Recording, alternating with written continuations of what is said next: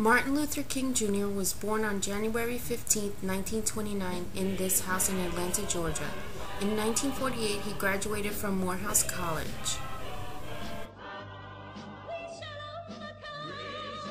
He was studying for a doctorate at Boston University, where he met and fell in love with Coretta Scott.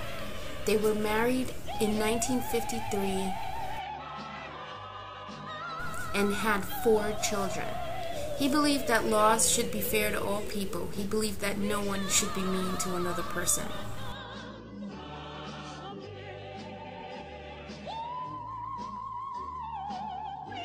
On August 28, 1963, he led the March on Washington for Jobs and Freedom.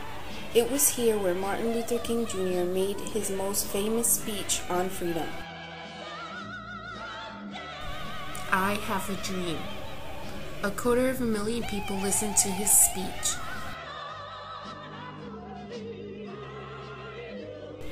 He could speak very well, and all types of people listened to him. White people, black people, rich people, and poor people. His dream became the dream of many.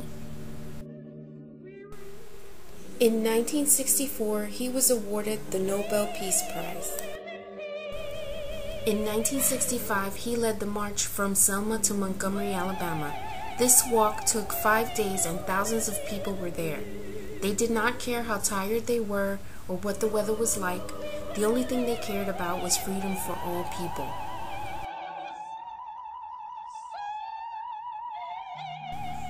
A law is like a rule. Once there was a rule that black people had to sit in the back of the public buses. Martin Luther King Jr. helped change that. Once there was a rule that black kids and white kids could not go to school together or share a bathroom or a water fountain. Martin Luther King Jr. helped change that rule too. Martin Luther King Jr. was assassinated in 1968, and he had a special funeral in the same place where he was born. Carved on his gravestone were special words that said, "Free at last, thank God Almighty, I'm free at last."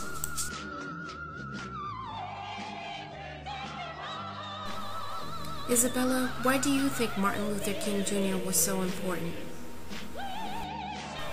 Because we look different, but we are still people. And besides, Miss McKnight wouldn't have been able to be my teacher.